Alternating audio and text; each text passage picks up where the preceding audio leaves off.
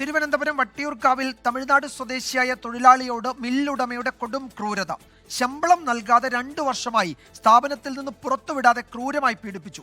അക്രമത്തിൽ ഗുരുതരമായി പരിക്കേറ്റ ബാലകൃഷ്ണനെയും നാട്ടുകാർ ഇടപെട്ട് മോചിപ്പിച്ച് ആശുപത്രിയിലെത്തിച്ചു. സ്ഥാപന ഉടമ തുഷാന്തിനെ പോലീസ് അറസ്റ്റ് ചെയ്തു.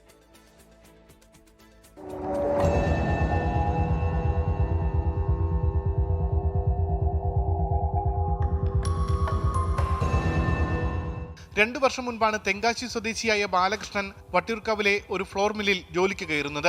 അന്നു മുതൽ തുടങ്ങിയ പീഡനമാണ്. ശമ്പളം നൽകാതെ ജോലി ചെയ്യിപ്പിച്ചു, പുറത്തുവിട്ടില്ല. കഴിഞ്ഞ ദിവസം ഭക്ഷണം ചോദിച്ചതിന് ക്രൂരമായി മർദ്ദിച്ചു.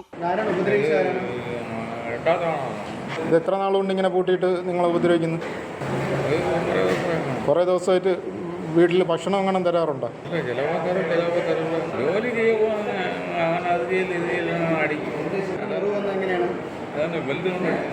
ബെൽറ്റ് കൊണ്ട് അടിക്കും.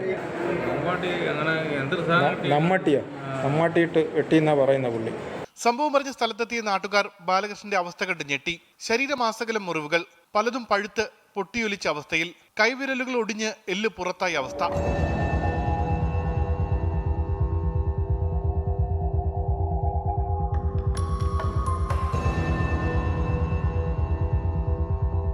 ഒടുവിൽ നാട്ടുകാർ ഇടപെട്ട് ബാലകൃഷ്ണനെ ആശുപത്രിയിലേക്ക് മാറ്റി.